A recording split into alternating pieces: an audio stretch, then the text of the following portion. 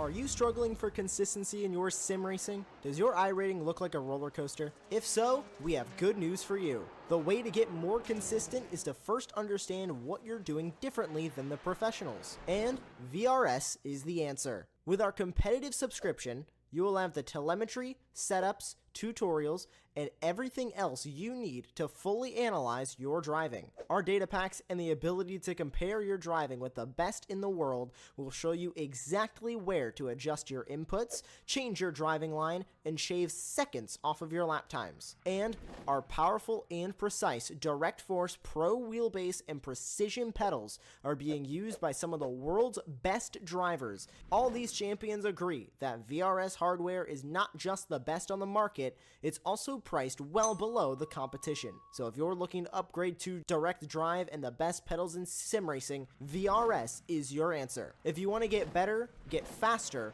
and make it happen sooner rather than later, you owe it to yourself to find out why so many people are switching to VRS. You'll be so glad that you did. Visit www.virtualracingschool.com and learn why the best use VRS.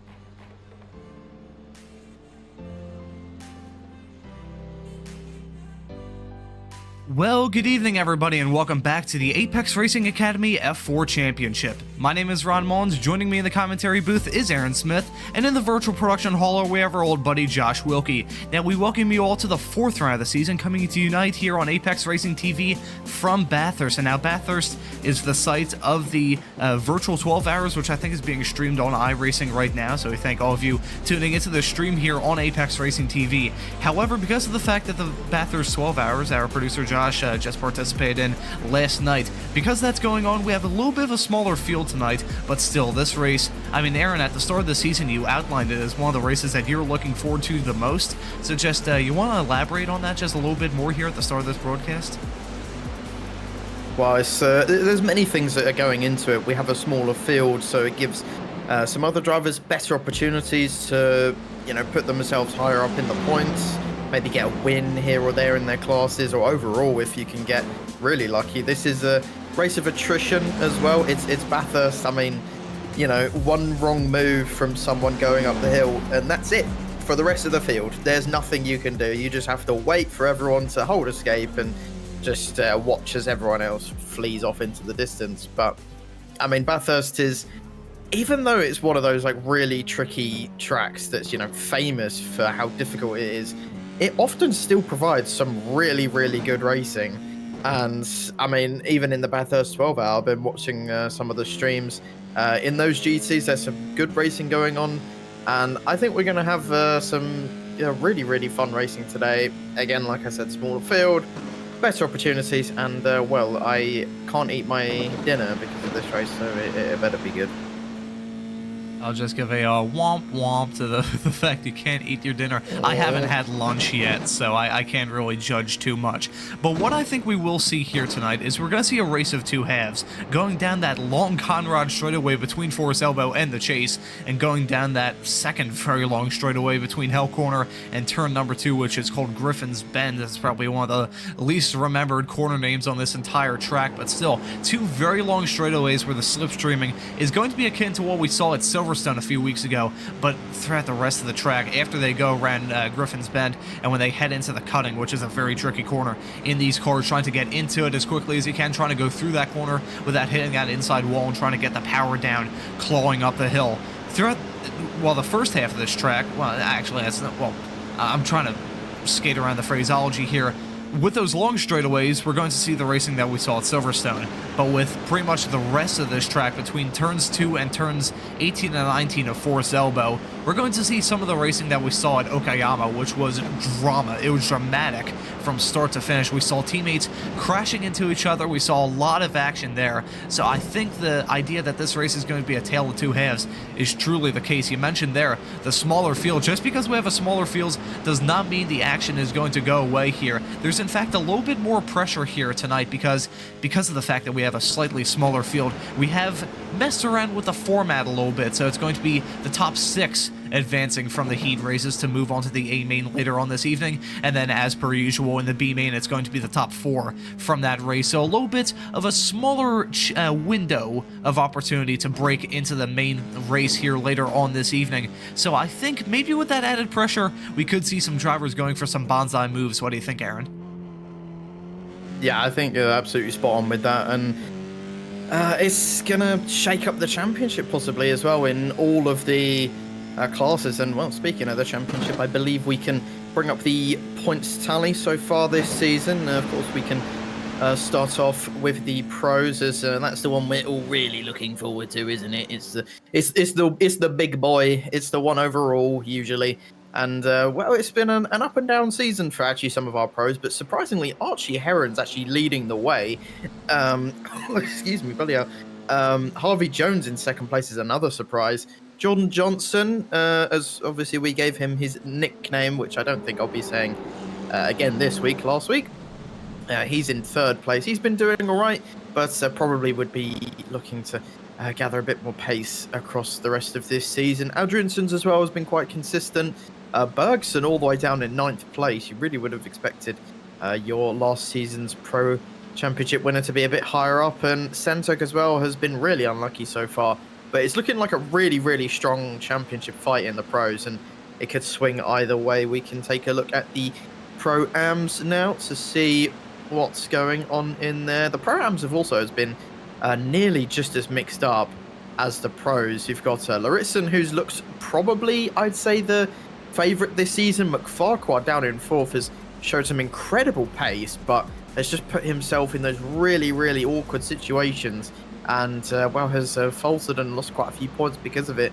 But you can expect to see him claw his way back through, hopefully, the rest of the season and give us a championship fight all the way until the end. Heldorn as well up there in second. He's doing really well as well. And now we've got our last AM championship now, which has been a little bit more one-sided. Labinson, of course, one of the drivers that made it into the A final, that given him a huge chunk of points. Tim Rutten looks to be improving as the season goes on. He might be a contender for that championship. He's not too far behind. Plastout as well, just faltering behind. He's one to look out for. Jay Walsh as well, look out for his consistency. And the other drivers, any one of them could slip into the fight at any point. But I'd say we got some good championship fights across the board here, Ron.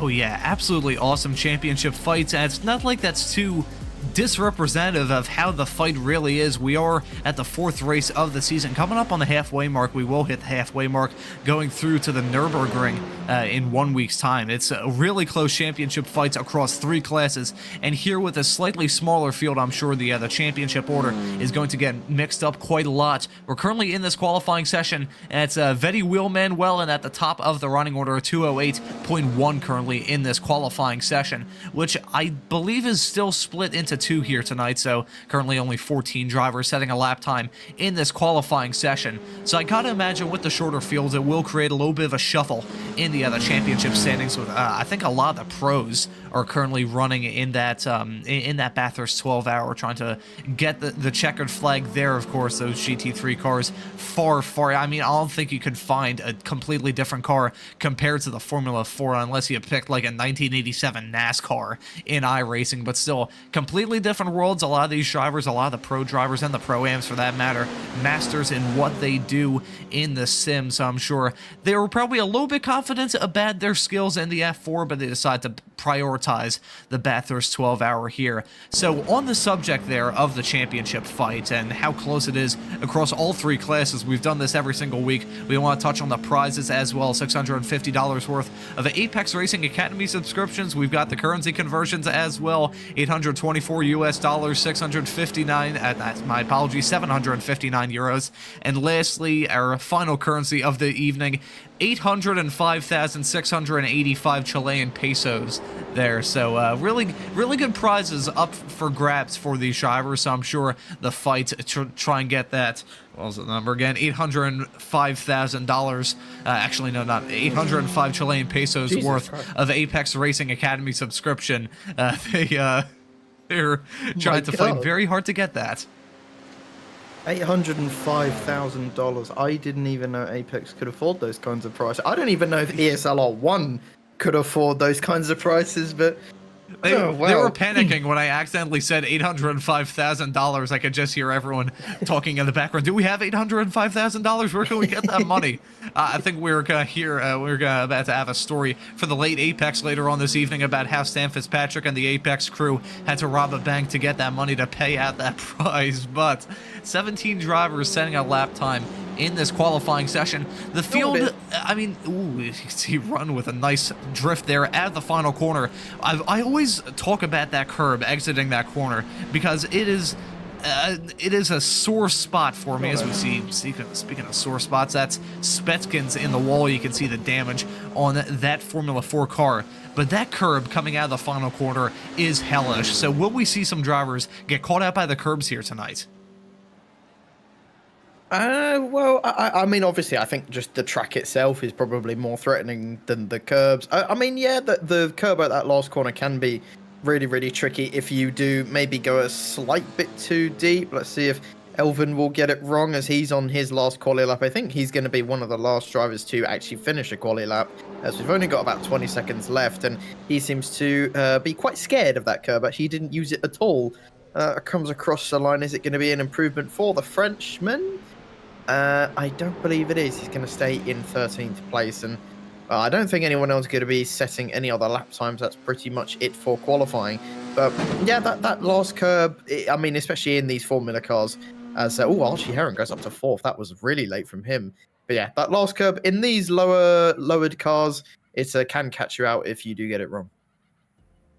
We'll just have to wait and see what these races have in store. We're going to get the starting grid for this first heat race in just a few moments' time, and it's going to be a name that we recognize running up towards the front of these series week in and week out. I gotta wonder, we haven't mentioned this so far, maybe we'll see the Wave Italy racing team crash into each other yet again. That would be unfortunate, but it's going to be Vetty Wheelman and starting from the pole. Poon in second, Lewis Gordon there in P3, McFarquhar in 4th, Lewin Hutt in P number 5, Tim Runn, the AM driver, starting this race in 6th. That's incredible result there for the AM driver. Lordson in 7th, Reese in 8th, Jay Walsh in 9th after a fantastic run at Okayama last time out, Van Dalen in 10th, Eric in P11, and then Sam Fitzpatrick, who will not be joining us this evening. Sam Fitzpatrick, Apex Racing TV's own. I was going to barger him about him not getting into these cars. Badger, I think, would be the correct technical term. You can always tell that I was great in English class. I really want to see him come out here and rip around this Formula 4 car, but sadly he won't be joining us here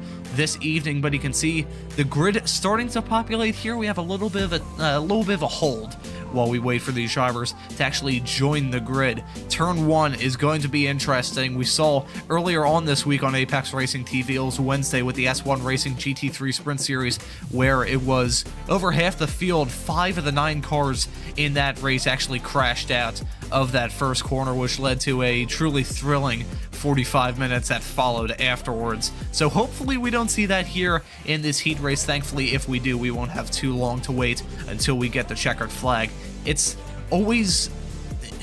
We always see it from this series, these drivers giving it everything they have. Maybe we'll see these drivers be a little bit more restrained in the way they attack this race. Aaron, just a quick last-minute thoughts before we start this race. Well, it's going to be chaos. Literally, turn 1 and 2, we're going to die. Fair enough. Well done. All right, we're going to get the starting grid here. The drivers are on their way into turn number 1. The lights have already come at, and they're heading into turn number 1. Are we going to see anyone make contact coming through turn number 1? That is the most important one. Trying to avoid that curb there. Don't get beached on it too badly. Otherwise, you're going to go spinning like a top into the concrete barriers lining this track, which is technically a street circuit as well. So you can see single file already, all these drivers waiting in that tow, waiting in that slipstream, seeing if they can get a move done here, heading into turn number 2. That's a fantastic start from Wheelman Wellen in the Wave Italy Racing Team car. He is at the front of the running order right now, where we usually expect him in these races, pardon me. And we're seeing a little bit of shuffling farther in the back. I'm not sure who that is going side by side. Going into turn number 3, heading into the cutting there in just a few moments' time. You can see all of them going through the first corners cleanly. This isn't too shocking for me. I was really expecting these drivers to take it clean. Since these races are, I mean, last week at Okayama, they're just so action-packed and chaos-filled that I think these drivers might have learned a lesson, and they're deciding to take it a little bit clean here for the starts of these heat races. Yeah, definitely. I mean, Sam Fitzpatrick has had an absolutely terrible start. He didn't even take the grid, my lord. Absolutely disappointing from the Apex own. And we've actually got a little bit of a move there. Poon thought about going for it on Wellen, but not really a smart idea going down the hill. And, well, this is his best opportunity as Wellen decides to blip in and out of existence. This is going to be the main slipstream spot on the track, but I think he's just a little bit too far back. He probably should have been a bit more patient coming out of that last corner and get a good run down here. He is getting a good run, but I don't know if it's going to be enough. He is pulling alongside. Is there anything Wellen can do? He might just have to give it up. Very good on the brakes from the Wave Italy driver. He's gone a bit wide, but so is Poon. They both took the same line through that corner pretty much, and well, it stays as it is. And well, I thought this was going to be a fairly textbook drive from Wellen, but maybe I'm wrong. Maybe we will get a fight for the lead after all. He is definitely feeling that pressure. I gotta imagine the prevalence of the slipstream could be the reason why we're seeing that. We're seeing nearly 3 wide heading into turn number 1. This is some bold stuff there. Tim Runn in the middle of that, currently running in P number 7. It's a fight between himself, Larson, and Hot right in front of him. So this battle is definitely hotting up here between these 3 drivers. We'll see Runn still having a fantastic drive right now, the top of the 2 AMs in this race thus far. Jay Walsh is currently the rear gunner of this field. Arik did not take the start there, so not sure what in the world happened to him, but we're seeing going side by side heading into turn number 2, Griffin's Bend, and it just wasn't close enough for Larson to get the move done, whose car has a striking resemblance to my logo on YouTube. I may have to come after him in a some kind of lawsuit or something like that, maybe pull on some kind of copyright infringement suit, but still he's putting in a all-right drive, but he really needs to hit his marks if he wants to hold on to that transfer spot again. The top 6 will advance from this heat race into the A main. So right now, Larson on the bubble. Yeah, I thought Tim Rutten would actually have a better start there, but just slipped back to 7th place. And well, of course, as an amateur driver, he's going to definitely want to get into that A final. It's going to be a bit easier for him today, of course, since we have that much shorter field. But, you know, Lauritsen isn't going to want to give it up, and neither will Hot. So, it's going to be a good fight for those last few transfer spots. And, I think something's happened to Lewis Gordon. That's a huge one. He's ended up in the wall, and he's completely out of the race. He has lost his rear wing. I think he lost a tyre there as well. And this is him from 3rd place. He was trying to chase down the 2 leaders. And does he just get it wrong under braking? You can already see the car's a bit unsettled, and, yeah. Just a bit too late, too much speed, and just got it all wrong coming down the hill. And, well, he's going to be one to look out for in that B final now. And, well, he's already dropping way back behind the field. And, we got a good scrap going on here. This is for 6th place. Lauritsen is dropping like a stone. Not sure what's happened to him. I think he might have got it wrong coming into the chase. And, they're all over the curb. And that's the curb that you were talking about, Ron. I think 2 of them got on top of it. Van Dallen's slipping back all the way to 9th place, and it's completely swapped on its head. Rutten's now up to 4th, Farquhar up to 3rd, Lauritsen back up to 6th, and, well, that's, yeah, we're going to take a look at what on earth happened. Heading into the chase here, we're following Larson heading into the corner, and I think, did he just get it wrong here a little bit? Ooh, You can see a nice little, so yeah, it just ran a little bit wide. He hit that curb. In the GT3 cars that are running around Bathurst usually this time of year, the curbs don't really affect them, but here in these plucky little Formula 4 cars, some of the curbs are basically half or about a third of the height of the tire, so you just hit them and you get absolutely beached. And we saw that happen to about 3 drivers in the span of just a couple corners. That happened to Lortzen exiting turn number 22, and then we saw another driver, actually I think it was 2, get beached on what I like to call the shark tooth curb exiting Murray's corner. That's such a pain in the butt for me. I was doing practice here in the Radicals not very long ago, and it just, every single time I went through that corner, I beached myself on that curb every single time. But still, it's a wonderful track here with not a whole lot of margin for error, and we already saw Gordon get caught out by that going through here last time by. You saw him just pin the throttle, smoke screen the track in frustration. You can see he was spinning the wheels, doing a mock burnout but not in celebration, but rather in frustration. You see some more smoke in the air. I believe that was Lortzen having a slight lockup, heading into forced elbow there. So it's so tricky in these Formula 4 cars going down that section. It's one of the sketchiest moments I've ever had in the history of me doing sim racing, which goes back quite a long ways in terms of how long I've been on this planet. Chucking these Formula 4 cars down that hill is really, really edgy stuff. Ooh, we're seeing an edgy battle here. This, oh no, Hot making contact there. That was Run he was going side by side with, heading into the chase, and just a small little mistake. I don't even think that was a mistake there. I think that was just good hard racing. 2 drivers trying to fight for the same real estate on track that led to that contact.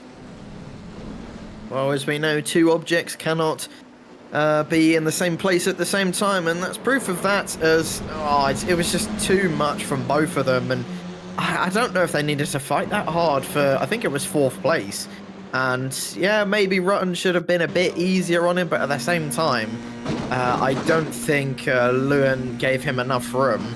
And we're going to have a look on board with Tim, and he's hit the apex, so I can't really put any blame on Tim there. I don't really think that was his fault. I think Hot maybe could have given him a bit more room on the outside, but it's such an awkward corner to go side by side through, so I don't really want to put blame on either driver. They were just hard racing, and you know, these things happen, but luckily for Hot, he's going to catch up back up to this pack if they keep on fighting, as Loritzen is being held up by Rutten, an absolute treat, and they all want to get past one another, but this is probably the worst place to overtake anyone in sim racing. It's just, why? It's just, there's no need to overtake through this section of Bathurst. It's only going to end one way.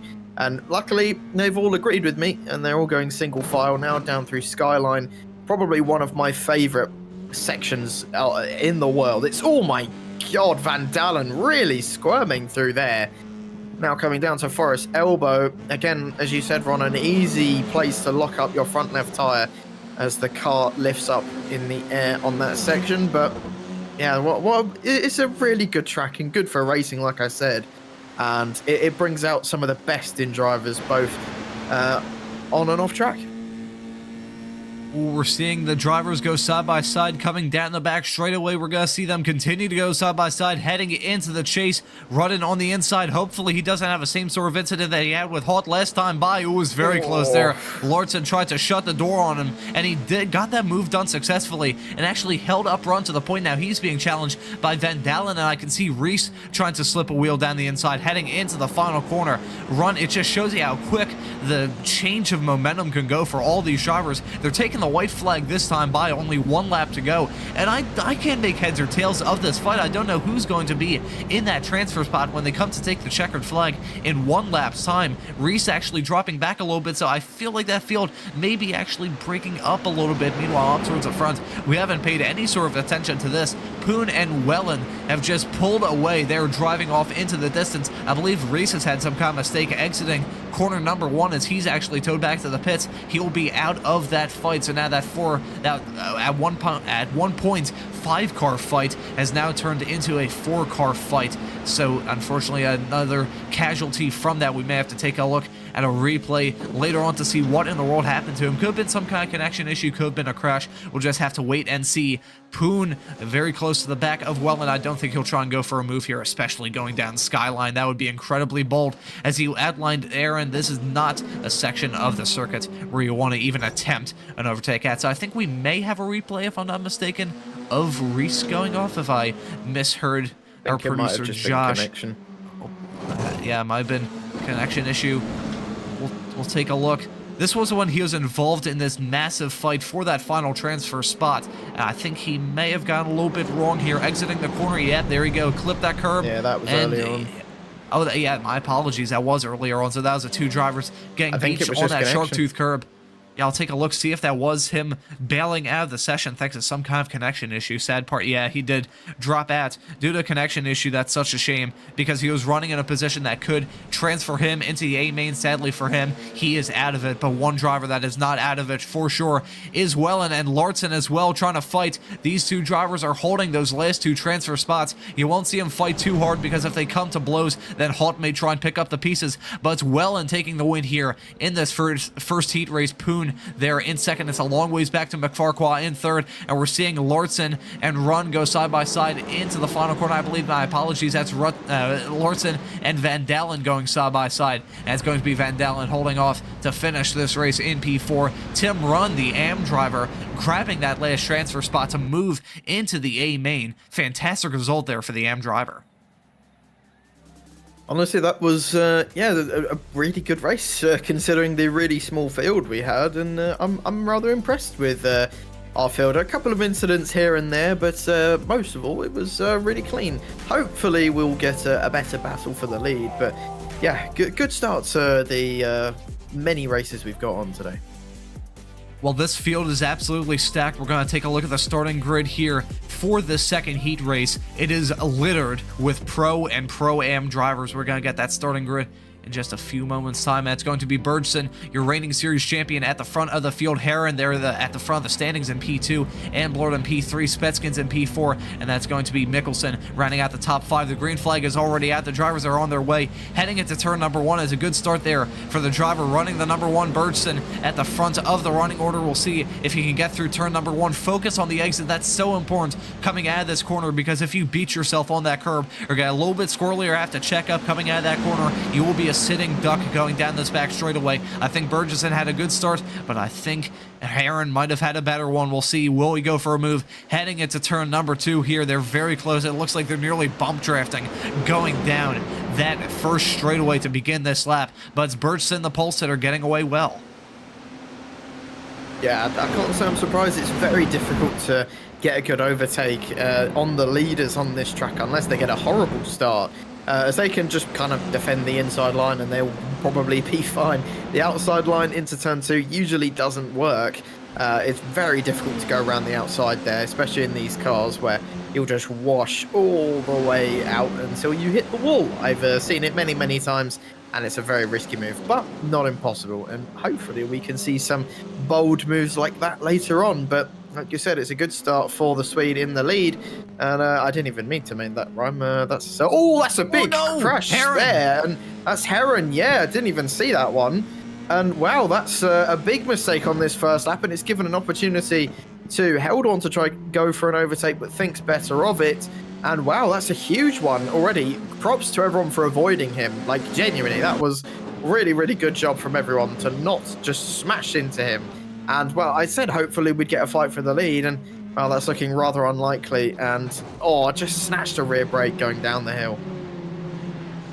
Oh my god, that was so close to him getting T-boned there. Parked at the worst section of this entire racetrack. There's no runoff to speak of there. So sadly for Heron, he is on the back foot, but it's still not over yet. We could see him claw back into the transfer spots. He is definitely on the back foot here. I think he's actually gaining some. Actually, no, my apologies. That was another driver that looked like he had a very similar paint scheme, but still Heron trying to catch up to the field, see if he can regain that position and possibly end his way into the transfer spots, into the top 6 by the time the checkered flag comes out in not very long time. So we're seeing the battle heat up here for the transfer spot. Currently it's Heldorn in that bubble position right now. Delaguedre there in P number 7 in the 286 car. We'll see, maybe he's our camera car of this fight right now. As you can see, Centurk and Heldorn trying to battle here. It looked like Centurk was going to try and be on the outside. Now he's going to be on the inside, heading into turn number 2. You don't see many drivers go for a move around the outside here, but actually, ooh, that was, I believe that, yeah, that is Heldorn,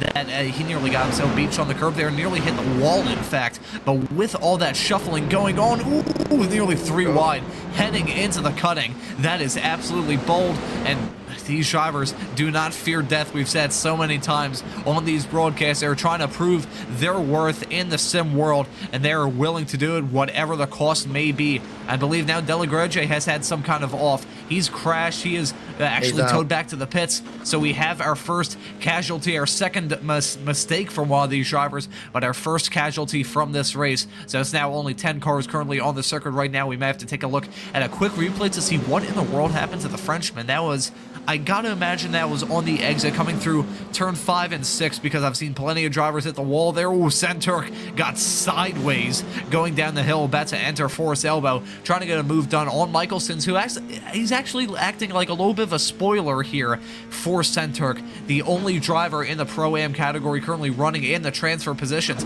Labinson there, the AM driver, running a fantastic spot, P6 right now, so he is holding on to that last transfer spot for now. It's still between P6 and P9. You can cover all 3 of those cars with a blanket. We're seeing Centurk try and go for a move around the outside. That's a mistake farther up the road from Spetskins.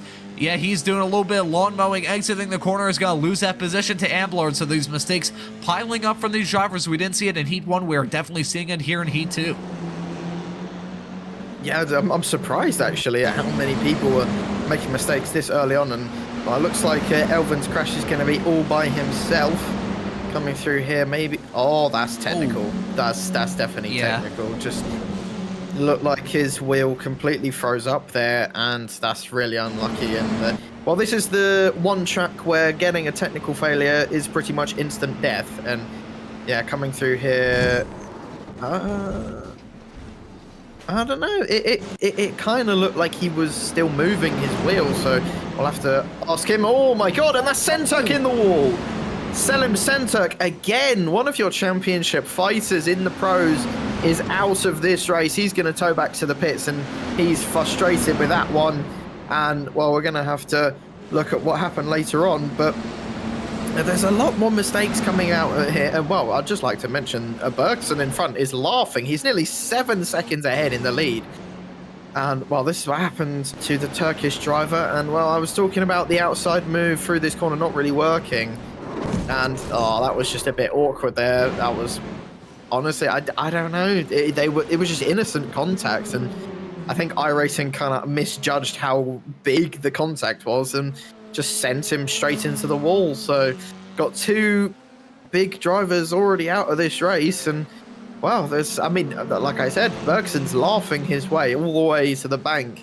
Archie Heron, of course, is still in 9th place. So he, your championship leader, is really suffering at the moment. And we did say at the start of today that the championship could get massively shaken up after this race. And, well, it looks like that's what's happening at the moment. It's just absolute chaos with this really small field as Archie tries to make up another place on Jerome Lamy as we head into the chase.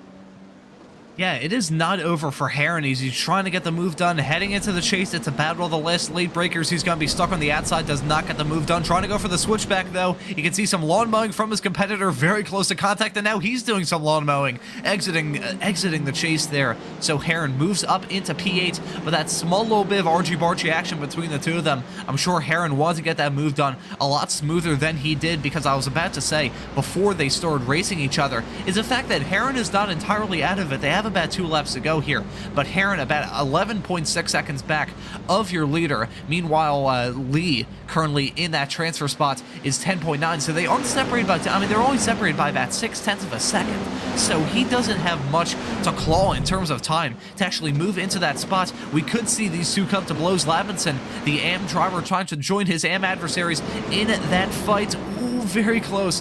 heading into turn number 2, and that was running wide there was Lee, making contact exiting the corner.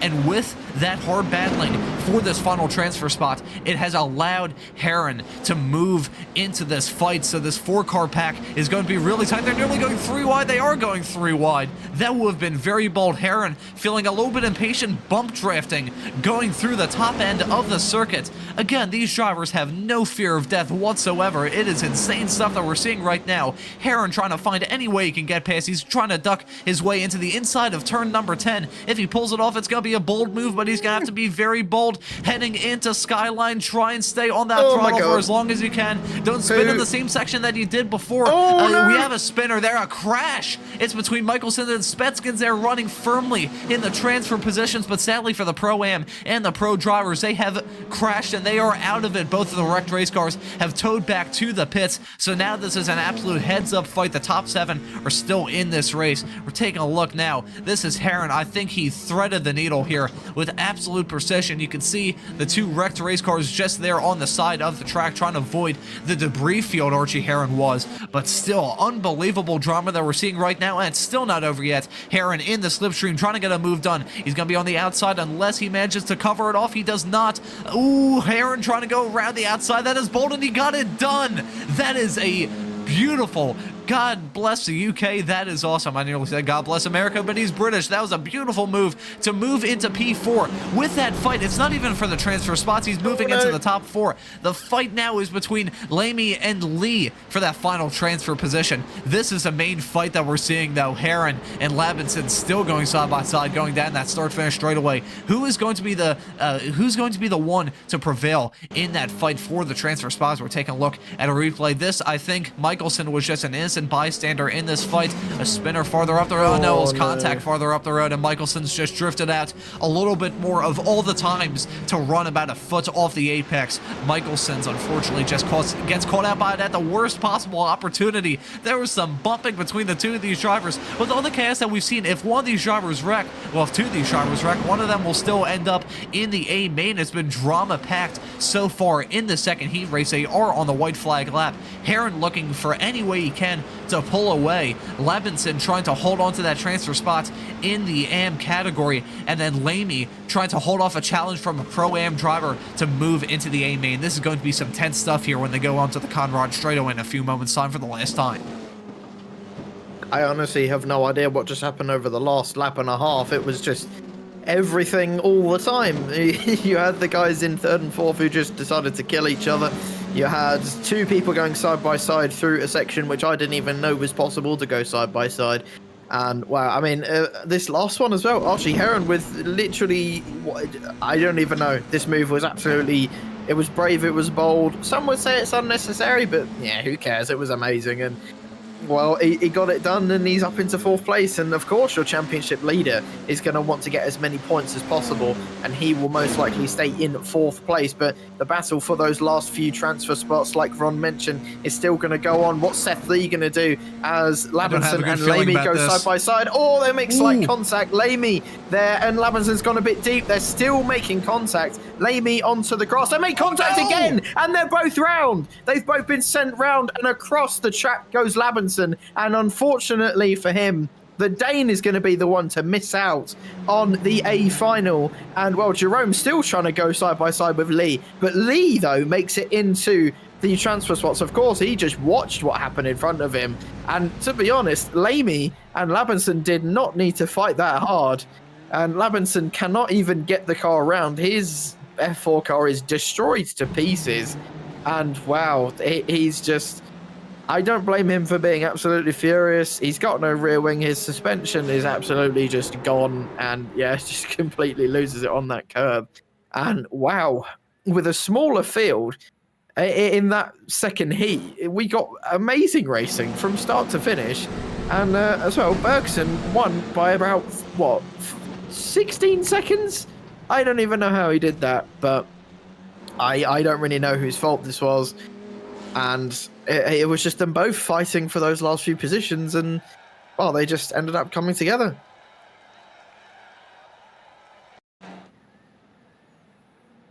That I will not take dibs for that accident, if that's even a thing, but I said as they entered the chase for the last time, I don't have a good feeling about this, and then they made contact with each other probably about 4 times in the span of about 10 seconds, so it just shows you how much a transfer spot into that A main matters for a lot of these drivers. But unbelievable, as you said, Aaron. Heat 2 was incredible, and I gotta imagine we are in store for a unbelievable next few races of B main coming up in just a few moments time. I believe, if I'm not mistaken, we're going to get the starting grid for that here for you in just a couple of moments time. It's Lou and Hutt there at the front of the order. Labinson, who I can imagine is very upset after the way that race ended, he will be joining Hutt on the front row. Jay Walsh there in third, Michelson in fourth, then it's Elvis Reese running at your top 5, Spetskins, Gordon, Centurk, 3 pros trying to move up into those top 4 transfer spots. They're going to be our drivers look out for in this race.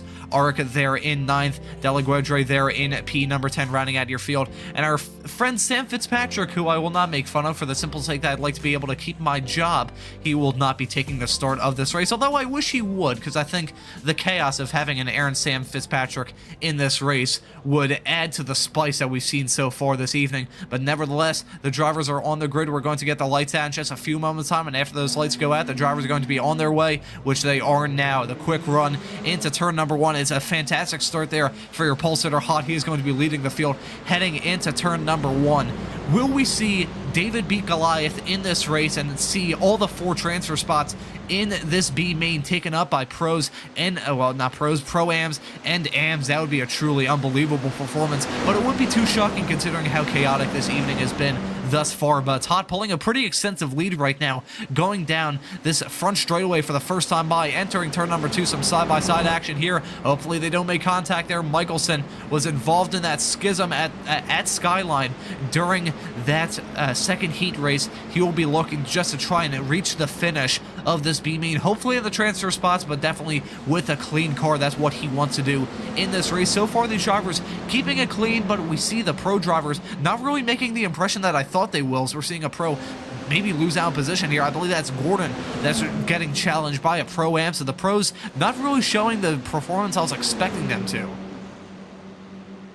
I mean, give them time. It's only the first 5 corners of the race. I mean, they've got a long time to try and make up those places, but yeah, I mean, to be fair, I would have expected them to make up at least a few more places, but hey-ho, you know, swings and roundabouts. But as we come through the last few corners of this first lap, it's still Lou and Hoss in the lead, who I actually did think would have lost out, but he's going well in that lead on this first lap. Created a bit of a buffer, 7 tenths behind him, but not quite enough to break out of the slipstream of Lavenson. And I would like to see the Dane get back into the A final. He definitely deserved it. Just got absolutely swarmed on that final lap, those final few laps, I should say, and did a good enough job, but just a bit of awkward contact at the end unfortunately set him back, and that's a move up the inside for Centurk and Spetkins. They nearly make contact. Let's hope that nobody makes contact and we can just have some good clean racing this time round as Centurk tries to look down the inside. Oh, there's a big crash up ahead. Who was that? And they're not even on my screen. Who on earth was that? It's Jay Walsh. That was Reese with a lockup, I believe. It was actually Walsh who I think it was Walsh and Michelson, I think. And yeah, just completely got the braking that was a wrong. Punt from Reese. That was Elvis Reese that actually punted him off, and that was very strange there from the car being stationary in the runoff. It looked like the rear tires were up off the ground. But a lot of drama that's transpired in the last few moments of this race. We're taking a look at another replay. This is heading into turn number 1. We're seeing Centurk and Spetskins try and go side by side with Reese, who just had that coming together. Oh, and it's another coming together, and it's, oh man, that is stupid from the both of those drivers to have that accident happen coming out of turn number 1 on the second lap of the race. That is really unnecessary, unfortunately for Reese. 2 accidents, 2 corners in a row, so definitely not helping his reputation there with that span of events in a few moments' time. But with all that chaos, it's allowed these front 3 to pull into their own sort of peloton, so we may see a scenario where only one pro driver actually makes it into the A main, as we're seeing another pro driver. This is Lewis Gordon going for a send at the top of Skyline. He gets a move done to move into the top 5, but still, these drivers running quite a long ways back. Centurk holding on to that last transfer spot at the moment. We may, man, it's again, David beating Goliath. Right now we have 2 Pro-Ams and 1 AM driver beating 3 pros, so it just shows you the topsy-turvy nature of this F4 championship here. Yeah, it's always something going on, and just more awkward contact in these F4. I mean, these F4 cars are not built to have any contact. You really have to thread the needle when racing these things. They are super sensitive to any form of contact, but while it just calms down a little bit, we'll take a look at some replays. This is again what happened to Reese, and I just think it was a bit early braking from Walsh, and he didn't expect it, and of course that's going to be the blame on Reese. But yeah, just you could understand that Reese would be frustrated with that, and this is what happened as well. Just literally 2 corners later, up the inside goes Centurk, and then Spetkins tries to follow him through, but I just don't think Spetkins gave him enough room there. He had more than enough room on the left of the track, and just kind of forgot that Reese was there. Can't really put the blame on the Brazilian for that. Yeah, that was unfortunate there for Reese. I'll tell you what, from my first perspective, it looked a little bit different. We just had an outboard angle, but when you look at the onboard, just, yeah, it's Spetkins. I gotta imagine he felt obligated to go for a bold move, but just it's an I wouldn't say an uncharacteristic. It was just a stupid mistake to have from a pro driver so early on in this race. So it just shows you these drivers giving it everything they have here in these Apex Racing Academy Formula 4 races week in and week out. We're taking a look at a replay. This is Walsh going down the hill, got very sideways there at the start of it, and just it offsets you so bad, and into the grass, into the wall, and yeah, he's parked there. Hey, you can't park there, buddy. Yeah, that's unfortunate, but again, it's not too much of a shock seeing these drivers go off through this section. I damn near did this about 7 times in my practice laps earlier on today. Walsh, quick little spin. He could be a millimeter off at the top end of that section and then just be all kinds of screwed up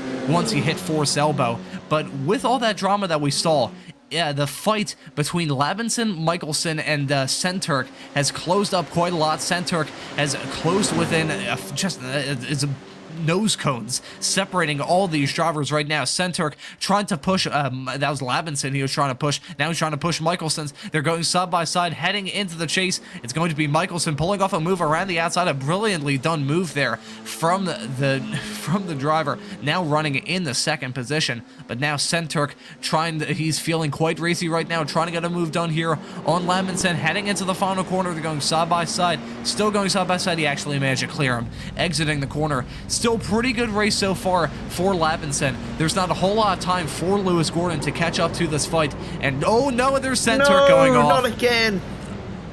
Oh, and who else is that farther? Who else is actually? No, that's Reese's car. That's still Reese parked there. Yeah, I was wondering. I was getting flashbacks like watching like a 70s Formula 1 race where they don't even bother picking up the wrecked race cars. But Lewis Gordon now, I was going to say, will he get involved in that fight? But no, he has gotten involved in that fight after this spin here for Centurk, entering corner number 1. There was no assistance. He actually, yeah, was a little bit of assistance. I think he was actually a little bit sideways before they hit that corner, but just Labinson came in and got the job done to spin Centurk around. But wow, drama so far in this B main, and we still have about a lap and a half left. And Labinson already had some suspension damage, and again, like I said, the smallest of taps, and he's been sent round. And yeah, I can't be surprised if Labinson ends up either getting a penalty for that or ends up out of this the transfer spots right now, considering the amount of damage he has. But Hot is also being caught by Michelson right now, and that could get spicy towards the end of this. Having said that, Michelson did just make a small error there, which cost him a few tenths, but he's slowly trying to gain it back on the leader. But of course, they don't need to fight. It would literally just be for 1 grid position. I keep mentioning this to drivers across the board, not only in this championship, but just in general. If you're in the top 4 spots, just be happy. You're making it into the A final. It's just 1 grid spot. You're not getting any more points. It's just a grid spot. You're going to be okay. And yet drivers still choose to ignore me. And they just crash into each other. But we'll see if they pay attention to me this time round. But Is Sensak going to try and make a comeback? He's trying to go for a move on Degraleldre. Off to the grass he goes, and the Frenchman just about avoids him. And Sensak is, I think, just getting too impatient now. He's just driving frustrated, driving angry, and I don't know if you really can blame him. Of course, with the way that today has gone, he is one of the quicker drivers in this series, but it's just not gone his way at all. And I would not be surprised if there's going to be some choice words for him after the race. You can see him just stabbing at the wheel. He really is pushing this car to the max, as Reese still has not pitted to escape to the pits yet. He's just going to watch the race from the sidelines. He's just chosen, yeah, it's all right. He's actually trying to get going again. I think he knows the camera's on him. Possibly. I'm not quite sure what the Brazilian is doing, but as long as he doesn't interfere with any of the other races, be as weird as you want, you know. Do whatever you want. Being as weird as I want is basically the philosophy I have when it comes to broadcasting, so I can't really blame Reese whatsoever there. Yeah, ignore that voice crack there. I'm sick, okay? So that's my excuse for this. Hopefully that doesn't come across too bad here on this broadcast. Senturk, he has that red halo on the car, and he is seeing the red mist, try and go for a move, heading into turn number 10. He is driving, as you said, Aaron, he is driving absolutely angry. You can understand his frustration with how this evening has gone, but he is shooting himself in the foot on multiple occasions. He is pushing that Formula 4. He is pushing it to the limit and pushing it over the limit, really. He is sideways coming through every single corner. I gotta wonder, is there a tiny bit of damage on that Formula 4 car of his? But it's still not over yet. Labinson definitely has damage after that incident with Senturk not very long ago. So maybe the reason why he's battling hard and trying to go side by side with Delaguedre going down the Conrad straightaway, about to enter the chase in a few moments' time. Senturk is still not entirely out of this. I mentioned not very long ago that we only had a lap and a half left to go. I completely forgot that these B main races are 14 minutes long, so we still have a decent way left to go between now and the checkered flag, even now. So Senturk is not entirely out of this fight. I gotta wonder, we'll see on our live timing screens what laps these two have set between Labinson and Senturk. I think Senturk may have a chance to move into that transfer spot after all. Ooh, it's gonna be. How long is that? We've got look at the times. 2 laps to go. I mean, it's going to be this lap and then next lap, surely. Yeah, and but yeah, you can see the Labinson, lap times. Yeah, 2:11 from Labinson last time by. Yeah, he's is going to get overtaken. Yeah, he's going to get overtaken, surely. And Senturk actually set his fastest lap of the race last time by, so Senturk again, a man on a mission, seeing that red mist and pushing that Formula 4 car to the absolute limit. We'll see him try and go for a move, heading into the cutting. This is going to be close between these two drivers. Don't do whatever you do, Senturk. Don't push it too hard. You have a car, you have a wounded Formula 4 car right in front of you. You don't have to risk it too much. Don't go for a completely bold and kamikaze move, because if you just get this move done, you're pretty much in the clear. Yeah, well, he's going to choose to ignore you, Ron, and go for it anyway, as Degraleldre tries to follow him through, nearly bump drafting Senturk as they headed through there. And, well, this is now going to be the battle for the final spot. Is Elvin going to try and do anything? I'd be very surprised if he didn't, but Senturk is very, very quick, getting inches close to that wall. And, well, Senturk really wants to finish inside this top 4. And, well, he's got the pace, but he just needs to cool his head. And he's definitely quicker than the Frenchman, but just needs to just calm down a little bit. He's got a good gap ahead. He's got some fresh air and has the edge on the cars behind. So just calm down, Senturk. It's okay. It's been tough for you this race, but you're most likely going to make it through. And just needs to keep cool, and he'll easily make it through. But yeah, this race has thrown quite a few spanners at us once again. And even for the smaller field, we only had 9 drivers who took the start of the race, and it's been absolutely just weird and wacky all the way from start to finish. And I think the only battle left to settle on track is going to be the one for the lead, as Michelson is getting closer and closer to Luan Hot. This is the battle that we've been waiting for the last few laps. They don't need to fight this, of course, like I mentioned, but they're racing drivers. They want to have bragging rights on top of one another. Michelson looking to the outside, but that line just doesn't really work at all. It's just so off camber in these cars that it just washes you out, and you just can't really do much about it. So Michelson's going to have one more chance going into the chase, and, well, who's going to come out on top between these two? If these two come together and it allows Labinson to move into the transfer spots, I will go outside and lick the pavement clean in front of my house. We've seen drivers come to blows so far in this race. These two drivers, as you said, Aaron, they're racing drivers. They want to race hard, but still they are in a beautiful position to move comfortably. I mean, Centurk is currently 7.4 seconds behind Hot in the lead of this race. I believe, if I'm not mistaken, Hot would move into his first A main of this season, so that'd be a great result for the Brazilian if he can just hold on and not have any sort of contact between these two coming into the chase. Be very careful there, Michelson. I think he got a good exit coming out of Forest Elbow. This is going to be hot stuff between these two of them, and I think it's going to end in Luan Holt possibly losing out on a place. Riding on board with him, we'll see if they go side by side heading into the chase. Hotz had a slightly worse exit than the two, and you can see now Michelson on the inside. We couldn't even see that there, and Michelson, that was very close to contact between the two of them. Still going side by side, he's gonna go deep. entering into the chicane. My God, as Aaron's very strange noises described there, Hot was border. That was borderline going into the grass there, but he's still hold on, and he's going to hold on to take the victory in this B main. Luan Holt punching his ticket into the A main with a win that he definitely had to earn in this race, and that's going to be Michelson's there in P number 2, and that's going to be Centurk rounding out the drivers to make that A main. Wow, that was a dramatic, very, very chaotic B main race. Yeah, couldn't really have said it better myself. And, well, Centurk has probably just chosen to calm down into that last corner. And, well, I don't blame him. He's been driving absolutely raging for the past, 10 minutes. And, well, he made up for it. He got himself back into those transfer spots. And, well, he's going to be starting last in the last final, as Reese still hasn't towed back to the pit lane. So he's just become a prop of the track now, and he will feature in the next iRacing update as a permanent part of the track. He's got the pit limiter on. He's not. Yeah, he's just chosen not to move, and you know what? Fair play. He doesn't want to move, and well, no marshal has bothered to come and pick up his car. This unfortunately is not GP4. So he's just going to stay there forever. So fair play. I mean, he probably has some of the best seats in the house besides the drivers actually in those fights. So he got a good view of all the drivers, maybe a little bit of spying there, seeing what kind of angles the other drivers' front and rear wings are at.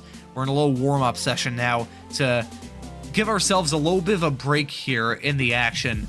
It was a somewhat, I mean, it was still action-packed, I must say. It was an action-packed first heat race, and then heat 2 came along, and everything that we had thought of how this evening was going to go was, I wouldn't say thrown out the window, but it was definitely tossed asunder there in the second heat race. And then we had the B main, which was definitely very dramatic.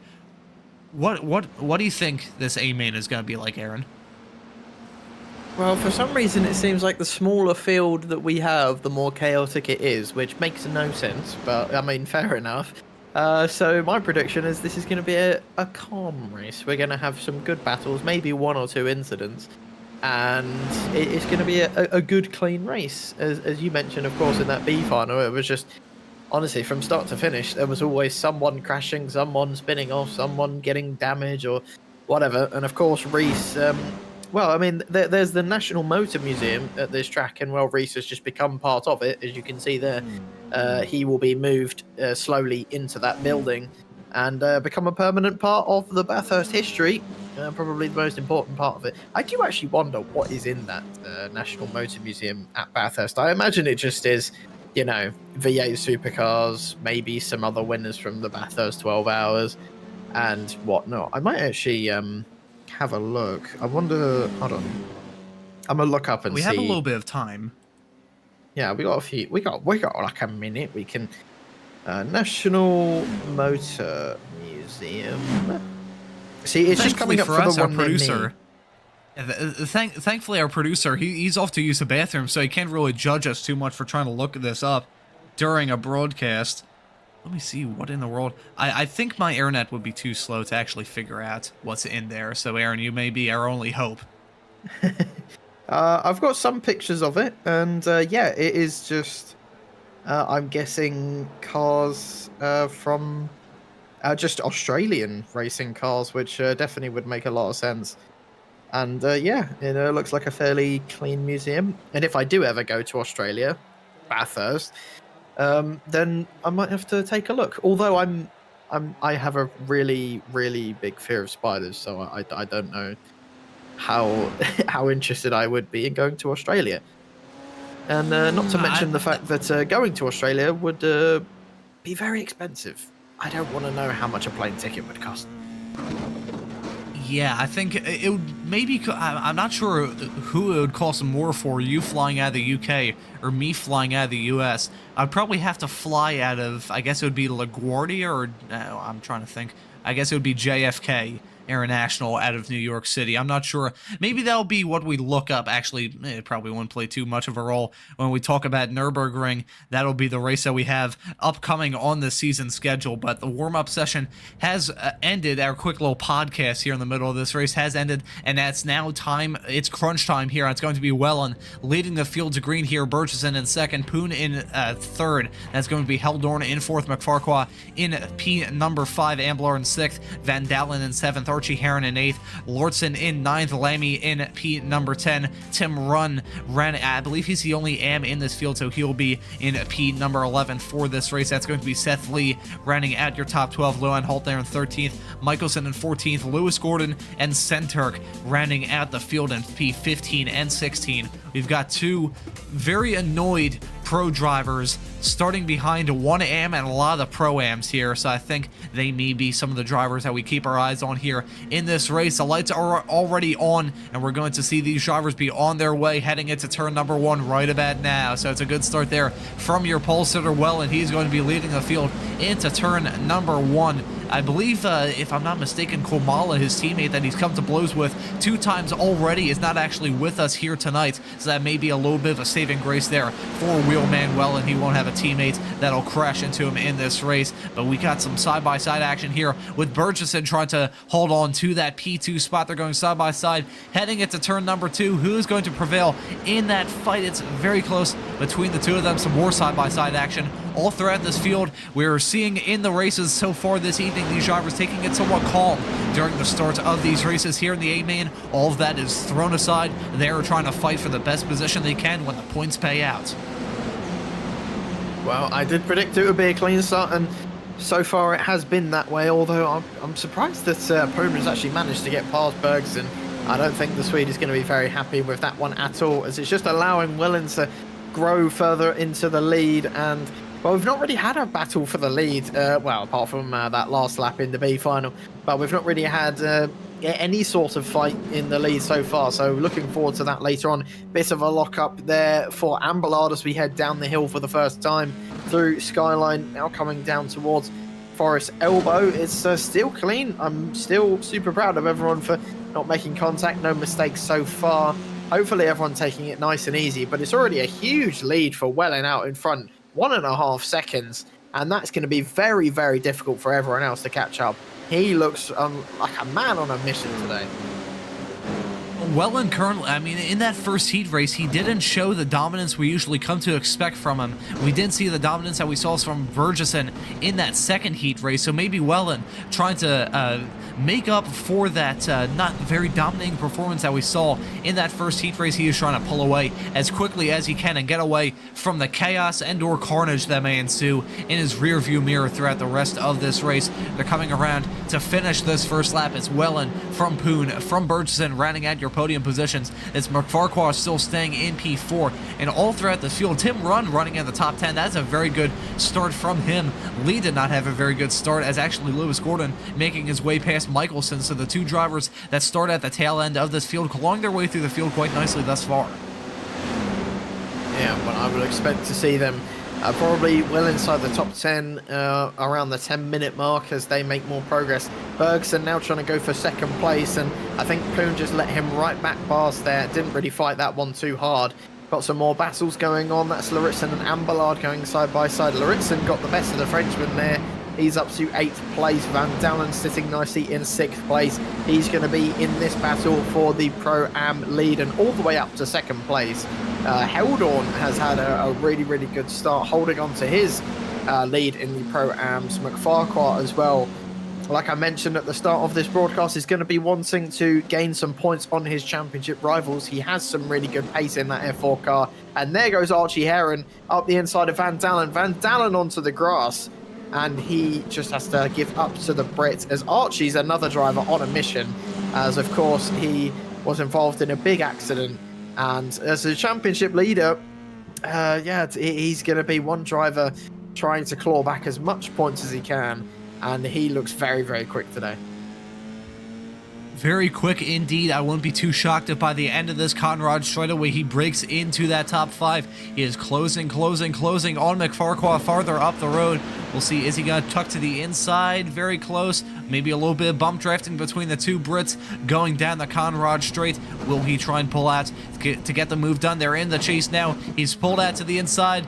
Ooh, he's just not close enough. Wasn't hard enough on the brakes. Didn't outbrake his adversary quite enough to get that job done. It wouldn't be too... Ooh, now we're seeing... That was Michelson and Centurk making contact coming out of the chase. Centurk, even though... I mean, we saw him running with a red mist during that B main race. He is still showing that here in the A main. The driver that we outlined at the start of this season as one that we may have to keep our eyes on is acting like a showman so far tonight, getting the move done on Michelson, trying to go for another move on Gordon heading into turn number 1. He's still going side by side with Michelson. He was alongside Gordon, or very well near to it, but he just wasn't able to get the move done. Still trying to battle with Michelson. Actually, now Lamy has gotten involved in that fight. Michelson dropping down to P15. It's a 3-car fight between the two of these. A little bit of bump drafting, I think, between the pro drivers. So a little bit of interclass, I wouldn't say teamwork there between the two of them, but the pro drivers working together at the start of this race.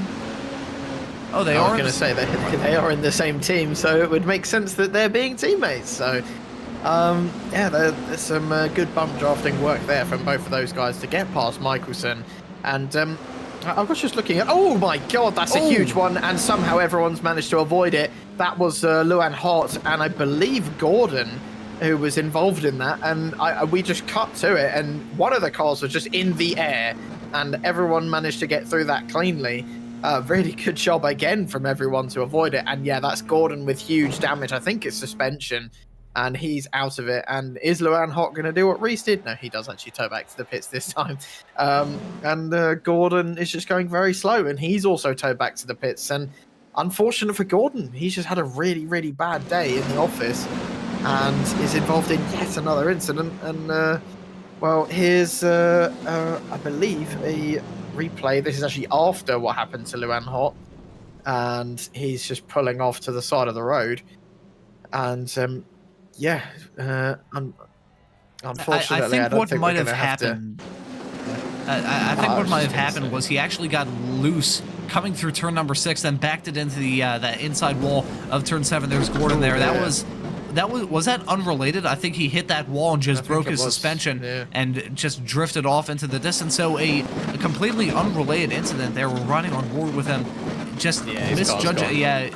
Oh yeah, that's okay. So that's what happened there. You could hear the floor scraping on the ground. That is such a frustrating sound to hear behind the wheel. So yeah, it's very, very dramatic so far in this race. Only that one major incident so far, knowing my luck. I probably just jinxed it, and in the next 2/3 of this race, we're going to see drivers crashing into each other left, right, and center. Burgess dropping back to P3 as Poon got the move done, actually held off on that position heading into turn number 2. But still, I think what happened there, we unfortunately weren't able to take a look at a replay to see what happened to Halt to start off that incident. But I just saw from the tire marks and the smoke, he got loose coming through turn 6 here, and then hit the inside wall of 7, like completely square with the rear end. So I think he might have busted his engine there. Maybe a little bit of smoke coming from the back of that car.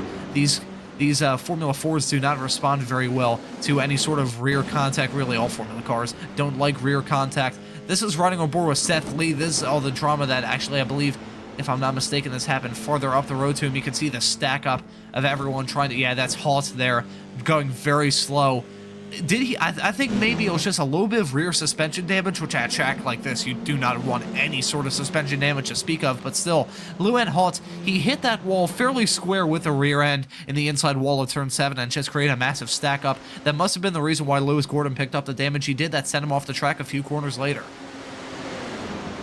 Well, we'll just call it an awkward sequence. Awkward? I can't even speak. Let's just move on. Bergson trying to come up to second place ahead of Poon. This is going to be an interesting battle between these two as they just keep on trading places. But because they are constantly battling, they've allowed the guys behind to catch up. And, well, they're 5 seconds away from Wellen, who looks like he's going to take probably the easiest victory he's ever done in his life, as Bergson getting it all squirrely out of that last corner, and is going to have to watch his back for the attacks of Poon, Eldon and McFarquhar. The top, from almost from second to 6th is 1 second, and then just a little bit further back is Van Dalen. And then you've got that train in the background as well, of 4 cars trying to fight for the top 10 places. And well, this could get very, very spicy as we come towards turn 2 now. Is Poon going to try to go around the outside? We've seen people try to do this move before, but it just doesn't really work. Poon backs out, but Farquhar also moves up into 4th place. Eldon just has to give that one up. And yeah, just more and more battling, swapping places. And this is probably what it's going to be like all the way until the end of the race, unless someone makes some kind of mistake.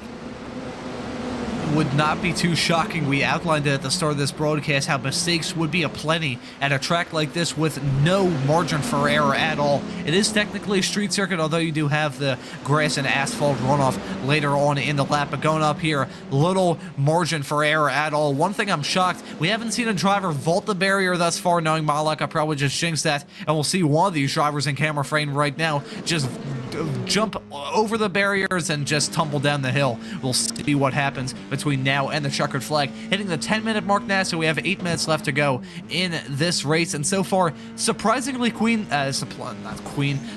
surprisingly clean. Lammy has also had some kind of mistake. He is currently running in P14, has towed back to the pits. I believe he's actually punched out of the session. So another mistake from another driver. 3 casualties from this race so far, 2 of them being pros. This is a little bit shocking. We're seeing a little bit of a it's a pro feast or famine session. They're either running really well or they're really struggling right now. Heron struggling to hold off this challenge from Mark Van Dalen going into the chase there. He moves up into P6 there, but Heron, Centurk now I believe dropping back. I think he might have just gotten OEA's made a mistake. So another driver, another pro driver making some kind of mistake. Ambler dropping back, although I think that was just a position that he that run gained. But Centurk having a mistake. This is unbelievable. Again, feast or famine with these pro drivers as we're taking a look at a replay to see what in the world happened to Centurk. I think this was a pro civil war coming into the chase and a little bit of contact, I think. And oh yeah, very, very awkward contact there. Loses a rear wing from contact like that. That's very shocking as he writes a weird to bend squiggle there in the gravel trap. Centurk not very happy about how his race has gone. There's a mistake there with Jerome Lamy, who going very was this is afterwards or is this? Yeah, this was. Yeah. I think he's hit the wall. I think he clipped. Yeah, I think that was coming out force elbow. He must have clipped the barrier and tried to keep going, but just realized how screwed up the front end of that car was. Yeah, I think you're absolutely right with that, Ron. And yeah, it's a really easy corner to get wrong. You can easily outbrake yourself and just go a bit too deep, and that's most likely what's ended up happening to Jerome. And not a good day for the team year 1 at all. Both drivers having an absolute terrible race, and Sento obviously in 13th is still going, but of course has big damage, and we probably won't see him for the rest of the race. He's unfortunate. He's just been so unlucky at the start of the season. Let's hope that he can mount a challenge. A lot of drivers just bashing that outside wall in Forest Elbow, and we were just talking about how easy it is to mess it up, and if they're not careful, they'll end up like Jerome and have to tow back to the pits, as This is Heldon and McFarquhar going side by side again. This is the battle for the Pro-Ams, and it looks like McFarquhar might just be able to hold on to that 4th place as Heldon breaks a little bit early to allow the Brits to just go up ahead. And yeah, this battling is once again just like I mentioned before. Wellen is just laughing in the lead. He's 7 seconds ahead, has no idea what's going on behind him. And that was Heldon getting super close to McFarquhar there. And well, you just don't know who's going to end up on the podium. Is a Pro-Am going to sneak their way up into 3rd or maybe even 2nd? As Bergson holds on to 2nd for now, but does look a little bit vulnerable. With how this race has gone and how this evening has gone for many of the pro drivers, it would not shock me in the slightest if Wellen, the winner, is going to be the only pro standing on that podium. Burgesson, though, very fast. He won his heat race in dominant fashion. Wells at 16 seconds that he won that race by, so he is no slouch of a driver. But we've seen so many drivers come to blows so far in this race, battling hard, not a whole lot of area for mistakes, and no margin for error with how tight this track is. These cars are so close to each other when they go side by side, as Centurk is now rejoining the race well farther back. He may actually, I don't think he'll be able to act as a pick as a lapped car unless he has some kind of mistake or stays in the pits once again and gets involved in this fight. That would throw another wrench in the works. But right now, Burgesson ahead of Poon and McFarquhar. I have a good feeling about McFarquhar. He's always kept his head cool. We haven't seen many mistakes from him so far this season. So if we see these 2 pro drivers come to blows, it would not shock me at all if McFarquhar holds on to P2. I mean, we'll just have to wait and see. Hey, as like I think I've said this a couple of times before this season, that the awkward spot is being in the 3rd in a train. As you just kind of have to sit there. You're vulnerable to the cars behind overtaking you. And, well, it looks like Bergson's just broken a tiny bit away. Are we going to see McFarquhar go for a move up the inside of Poon? Poon is gaining on Bergson as well. Is there going to be a send from Poon up the inside? He's going to try and look, but just cannot get on the brakes well enough to go up the inside. And McFarquhar can't either, so he stays in 4th place. And I think it's going to stay like this for now until we reach the final lap where people get more desperate. But it looks like Archie Heron's already trying to get a bit desperate, trying to go past the Dutchman who currently holds 5th place of Heldon. And Poon trying to go up the inside there, looking for a weakness, trying to scare Bergson at all. But I just don't think anything's going to happen until that last lap where people start to get a bit more desperate and go a bit more braver on those brakes. They don't have a lot of time between now and then. They are on 2 laps to go. 15 minutes into this race, 15 and a half minutes to be a bit more precise. And Poon trying to go side by side. There's definitely contact between himself and Burgesson, but Poon beats himself a little bit on that curb. He got himself stuck on the outside, and now McFarquhar trying to move up into that podium place. Poon is going to be on the inside, heading into the cutting. That's going to be very close stuff between the 2 of them. Now McFarquhar's going to have the inside, heading into turns 5 and 6. He gets the move done there, so Burgesson is now at risk of losing that 2nd position to a Pro-Am driver. That would be a little bit embarrassing for your reigning champion. He has a number 1 on that car for a reason. He is a very fast race car driver, but Burgesson might be feeling the pressure here in a few moments' time. I wonder if there's any sort of floor damage or anything like that on that Formula 4 car with the contact that him and Poon have made all throughout this race. Poon, I don't have a good feeling about him. He could try and reclaim that podium position, but we could also see him drop back like a rock. With that battling, it's created this, the train that we saw break apart last time by has formed once again, so now Poon will try and go for a move on McFarquhar, but he may also risk himself losing positions farther in the back. Sweeving, what am I saying? The weaving, the swerving, going down Conrad straightaway, trying to break that slipstream, which is so vital at the end of these Formula 4 races.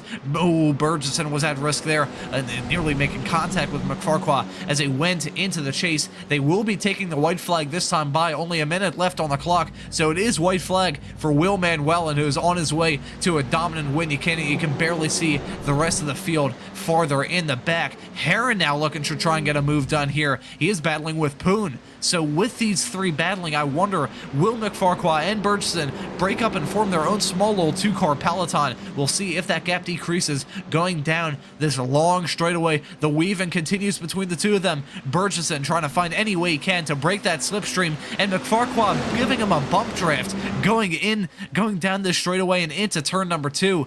A very the bump draft has been the key move for a lot of these drivers in this race. Poon dropping back like a rock in 6th, actually going to move up into P5 after the number 281 went a little bit wide coming through turn number 2. Actually, they're still going side by side. Heading into the cutting, and he hit the wall there. That was contact. It is very lucky that he got away with that without some major suspension damage. Some more contact being made with Poon.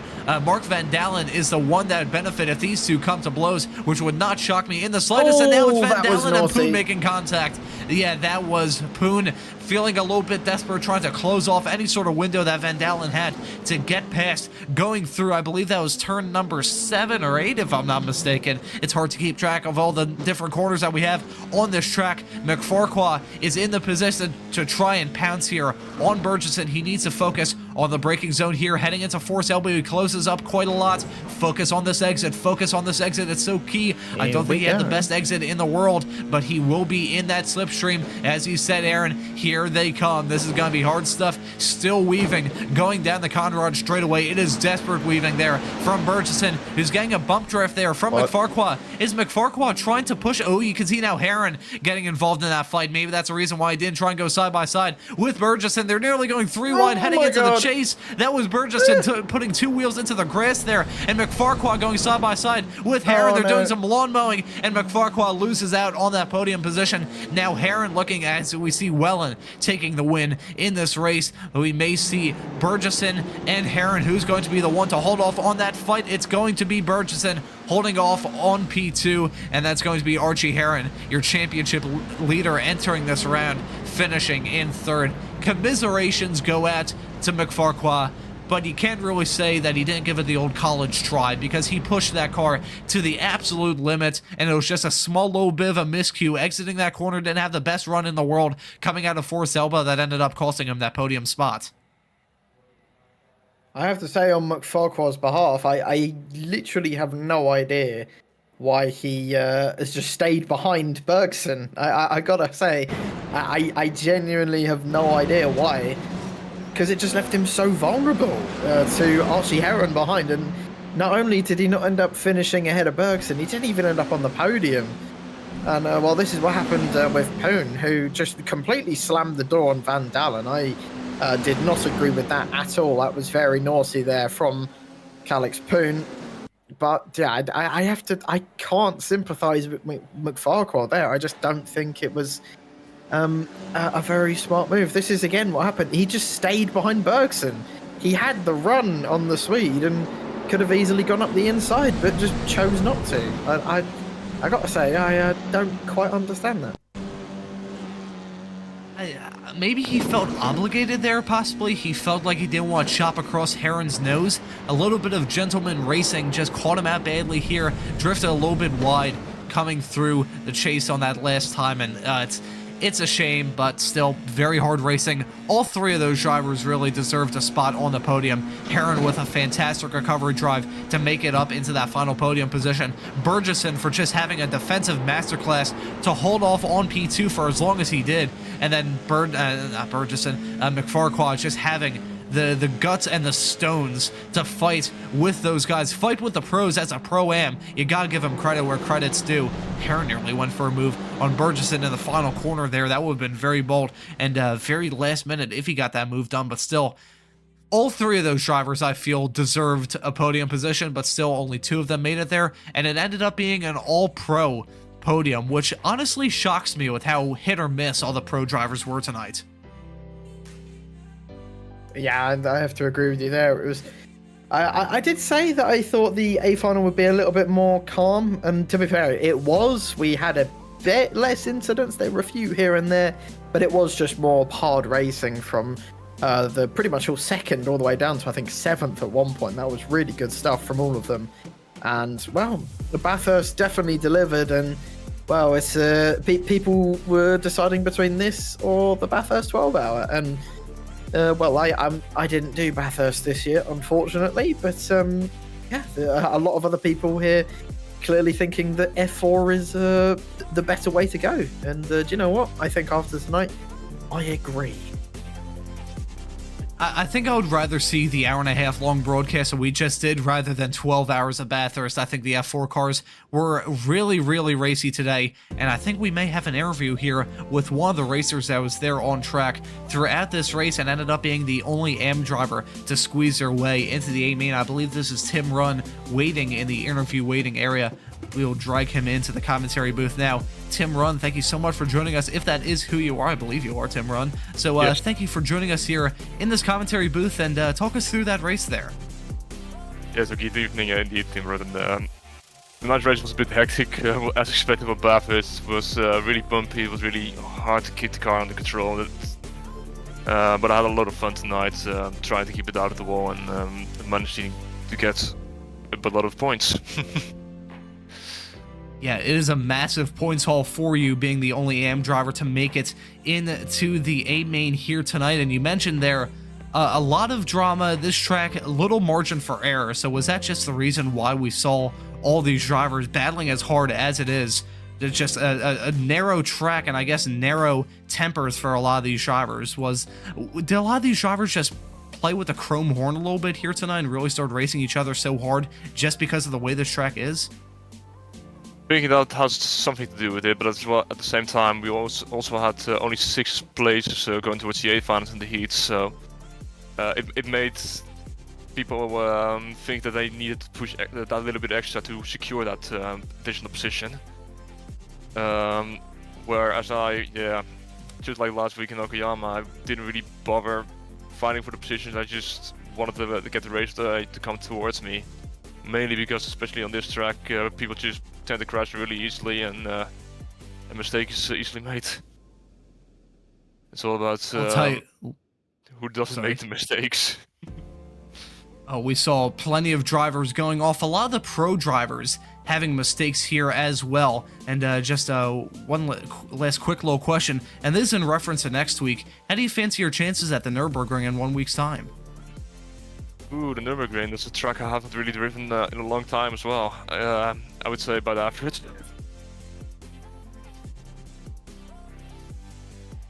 It'll be on the Grand Prix layout, so I think that'll be a pretty good race. A little bit of, I think it has like the characteristics of Jerez and Okayama, where you don't have those very long straightaways like we've seen here, and also at Silverstone a few weeks ago. So do you think it will be more akin to the racing that we saw last week at Okayama or at the start of the season at Jerez?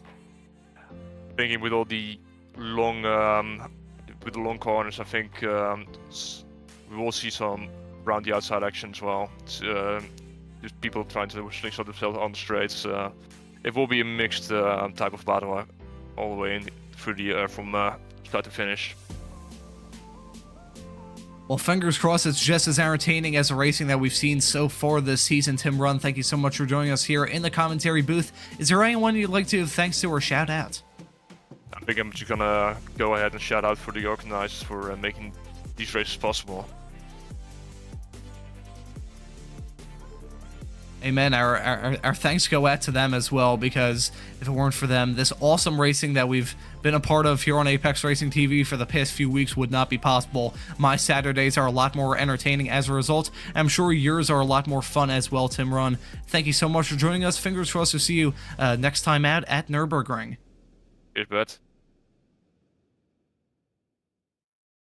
That was Tim Runn, your winner in the AM category, and I believe there's only one more driver waiting in that interview waiting room. So, Aaron, would you like to have a chat with Poon?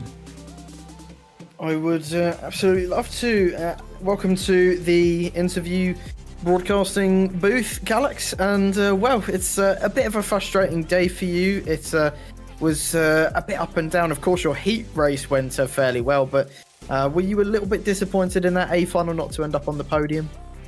Yeah, it's slightly annoying. I mean, because I think I'm faster than Theodore there in second, so like I'm just trying to get P2 in the first half, but like, and then on the same lap he'll overtake me past on the other straight, just right back. So like I'm just very frustrated, and then just trying to see if there's any opportunities later down the race, and then the cars behind started catching up. So like, and I just got swarmed, and I'm like slightly scared as well because I saw Heat 2 and B final, and I just hope that they don't do anything crazy. So I just like gave a bit more room, and I just want to finish the race. So yeah, it's just slightly annoying that I just got down to P5 instead of possibly a podium today. Yeah, as obviously being a sim racer myself, I can feel for you there. Just in those final few laps, it just can slip away so easily for you. And watching the leader as well just storm into the distance is also equally as frustrating. Yeah. But I mean, it's still a good chunk of points for you today. Of course, that P2 in your first heat race and a P5 isn't too bad. But do you expect that you can maybe fight for the championship? It is very, very close in the pros this season. I think it's amazing that I got, even though I missed out on podium, I still got like a really good result compared to the first 2 rounds, because of course I missed the 3rd round.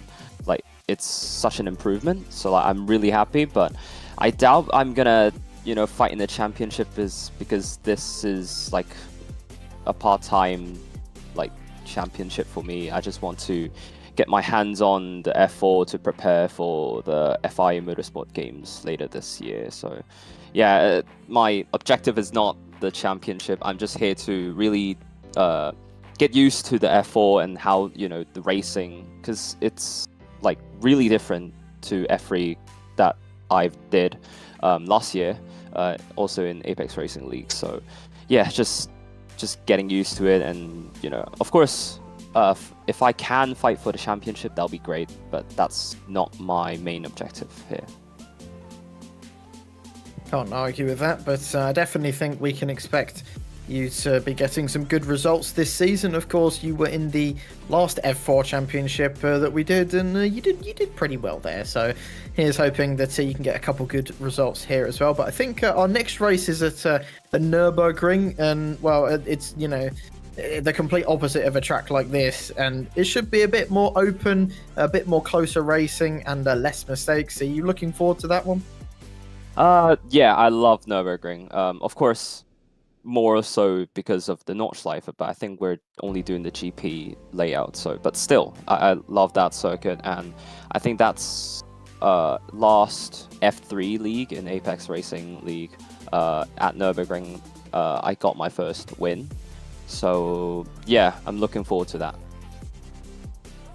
Well, Nürburgring's also one of my favourites, and well, I'm kind of jealous that I don't get to drive it in these cars. But hey ho, I'm just stuck in the commentary booth for now. But before we let you go, Calix, is there anyone you want to give a shout out to before you head off? Yeah, so I want to mainly shout out my friend / editor / Photoshop guy Brandon for making the livery, and as well as the post for our Instagram thing, and as well as our sponsors, which is Zet Challenger and 36 Technology. Well, thank you, Calix, for joining us today, and well, good luck for the rest of the season. Thank you.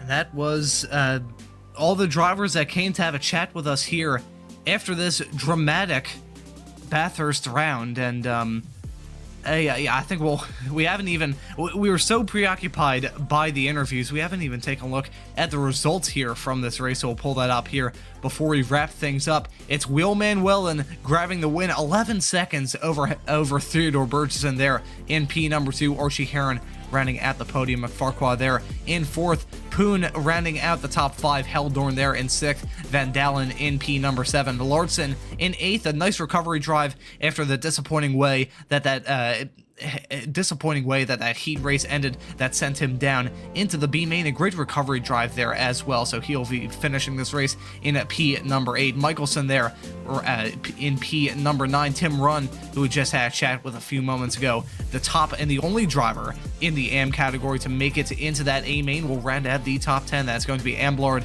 Lee, Centurk, Lamy, Luan Haas, and then Lewis Gordon rounding at the field. A somewhat high attrition rate there. Only 12 drivers actually took the checkered flag. I believe Centurk only did one lap after rejoining the race and then called it an evening, but still pretty dramatic. We were expecting a high attrition, so I guess we got that there. But Aaron, just to cap off this broadcast, just last thoughts on the racing that we saw here at Bathurst.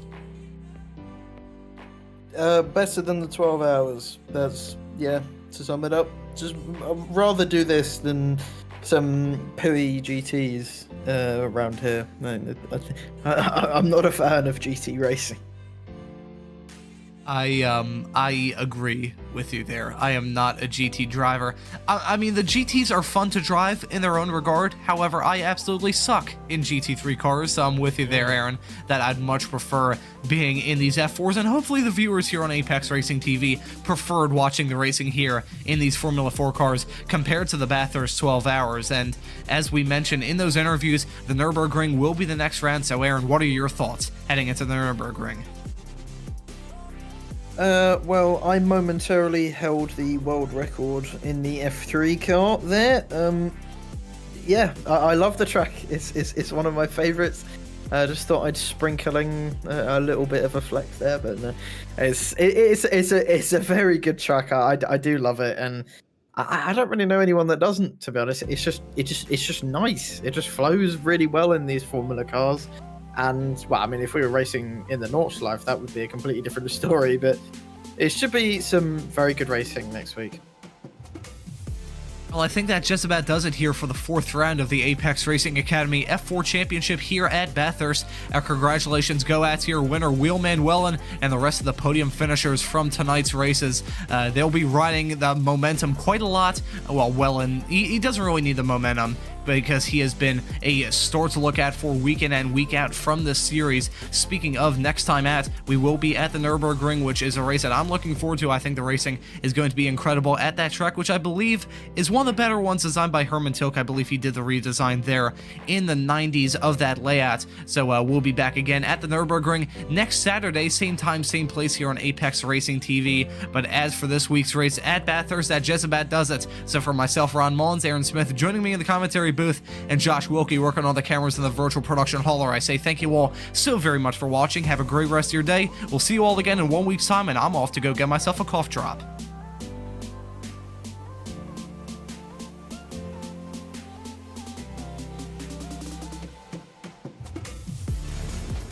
Are you struggling for consistency in your sim racing? Does your iRating look like a roller coaster? If so, we have good news for you. The way to get more consistent is to first understand what you're doing differently than the professionals. And VRS is the answer. With our competitive subscription, you will have the telemetry, setups, tutorials, and everything else you need to fully analyze your driving. Our data packs and the ability to compare your driving with the best in the world will show you exactly where to adjust your inputs, change your driving line, and shave seconds off of your lap times. And our powerful and precise Direct Force Pro wheelbase and precision pedals are being used by some of the world's best drivers. All these champions agree that VRS hardware is not just the best on the market, it's also priced well below the competition. So if you're looking to upgrade to direct drive and the best pedals in sim racing, VRS is your answer. If you want to get better, get faster,